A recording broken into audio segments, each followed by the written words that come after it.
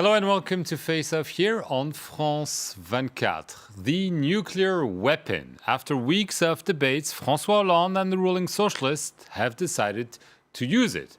Not for real, of course, but when it comes to France's parliamentary life, Article 49.3 is indeed the most powerful weapon a government can use to push through a bill.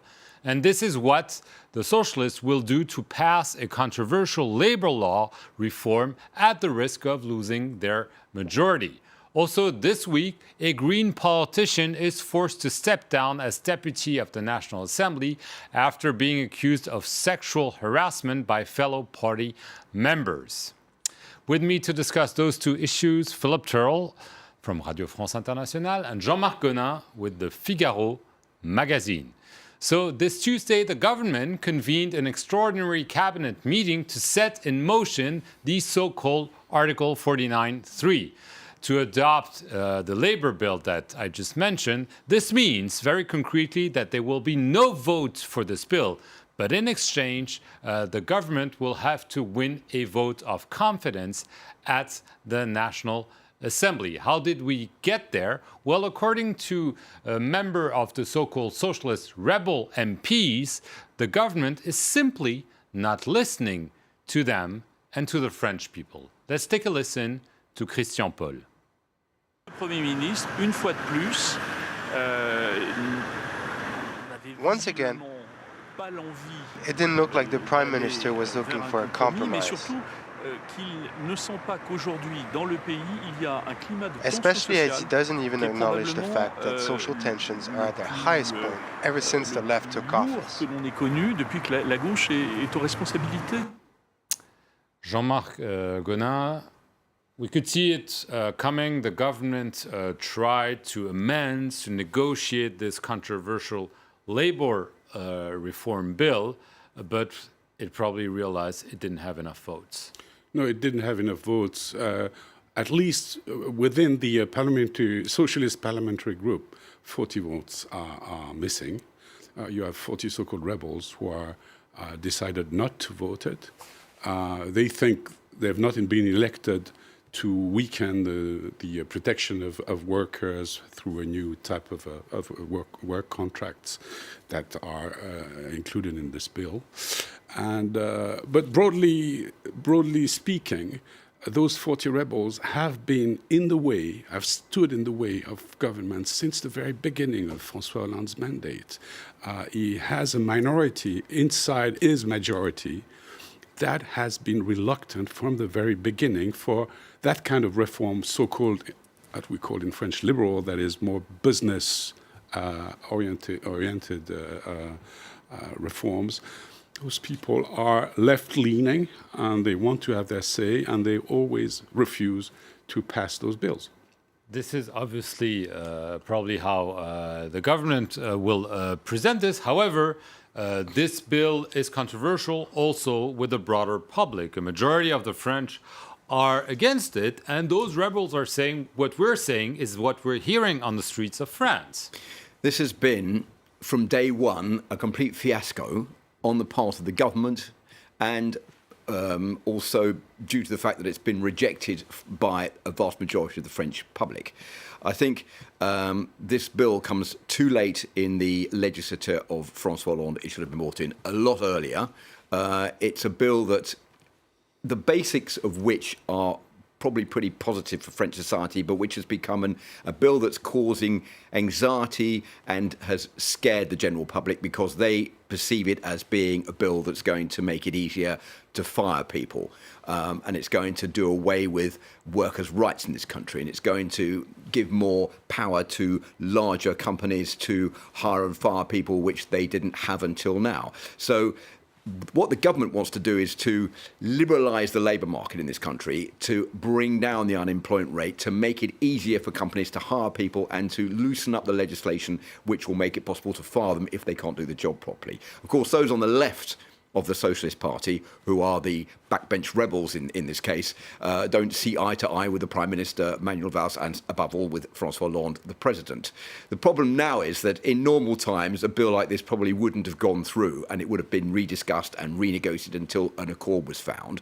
But because the government is coming to the end of its legislature next year, there's only less than a year to go before the next presidential and legislative elections in France, and the government's had to do a major U-turn on another bill just a few months ago on doing away with people's nationality in the event of a terrorist attack, which didn't go through. The government can't afford to lose face on this before it comes to the end of its mandate. So it has to push the bill through. It doesn't have a choice. So that's why, if it doesn't get the majority vote it needs in the National Assembly, it will use the 49-3 to push this bill through without a vote. But in addition to being maybe a problem in terms of parliamentary democracy, it is also maybe a gamble, because when you do this, there is a vote of confidence for the government. And if the government loses this vote, it means there are new elections. Is there such a risk, or are François Hollande and Manuel Valls probably calculating that, yes, some backbenchers will vote against this bill, but they will never dare to provoke new elections that could lead to a defeat? That's obviously the calculation of government. That is, they think that the bill will never pass, but the so-called vote of confidence that is linked to this, to the use of the 49-3, will not pass either, because those so-called rebels will not dare to vote to censor their own government and go to the polls, where they are almost certain to lose their seats, because it doesn't look good in the opinion polls. If the French were to vote tomorrow, the parliamentary groups will be like halved or even less. So all these people don't want to lose their job immediately. They prefer to wait another year and maybe have a better time for that. But I've read this morning that the so-called left front, an MP of the left front, that is a communist MP, wants to push his own vote of censorship against government and join the right to join their vote. And he says, we want the government to fall. So some communists are ready for that, but I don't think it will be the socialists. I don't think that the government will fall as a result of this. I think that when push comes to shove, they will get the majority. They will win the vote of no confidence, or the vote of confidence, rather, in this bill. But it will be difficult, but I think they'll get it through, because, as Jean-Marc says, it's too risky to bring a government down less than a year ahead of the next elections.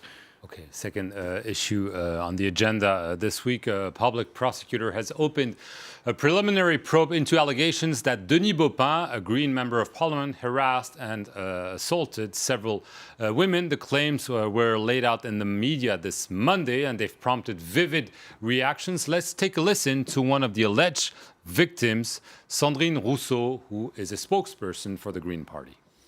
I was in a meeting. I needed a break, so I went to the restroom. And in the corridor, Denis Baba put me up against a wall and tried to forcefully kiss me. At the time, I spoke to two managers. One started off by saying, "You can't be serious, he's done it again," and the other shrugged it off. So, in turn, Denis Baba has himself lodged a libel complaint about this affair. Everyone seems to be surprised, but in the end, not so much. No, not so much. But it's difficult to know what really happened. Those women say they've been harassed. Baba says it's never been the case. But the blast goes for the Green Party, because this is very unexpected. I mean, okay, these are men and women, but you know what the Green Party stands for: feminism, women's rights, etc., etc. So you don't expect harassment from a top member of this party, and it's apparently the case. And the blast is bigger than if it were the Socialists or the Republicans, because there Denis Baba is a really important member of this party, and suddenly he appears to act as any other men in this society, any other man, I mean, harassing men in this society. And the blast goes really for this party that didn't need that because the Green Party is already shattered by its internal divisions.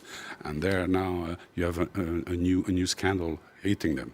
We're in a 5 years after the Dominique Strauss-Kahn scandal. This is a sign of the fact that when you get a job in politics and you get a certain amount of power, you feel you are free to do what you want. You rise above any kind of constraint that is imposed on you by the law because you're a lawmaker yourself, so that leaves you free. And because you're on a power trip, it leaves you think yourself that you can do what you like. And if you want to molest somebody sexually, well, you can do that, and they're not going to say anything. I don't think any of us around this table could accept that, and I, as one, will condemn that in the firmest possible manner, because that is an unacceptable way of behaving when one is an elected official of this country. And I hope that justice will be done in the right manner to make sure that this comes to an end. It's not the first time in this country we've had this kind of thing with Dominique Strauss-Kahn, as you rightly said, and with other cases as well in the past. What I am pleased about is that people speak out, and that is the hardest thing. It took some time. It did. It took some time, It did. and it's difficult, and lots of time, as the lady was saying, people just say, oh, shrug it off, and no one will take any notice of you, and it's nothing.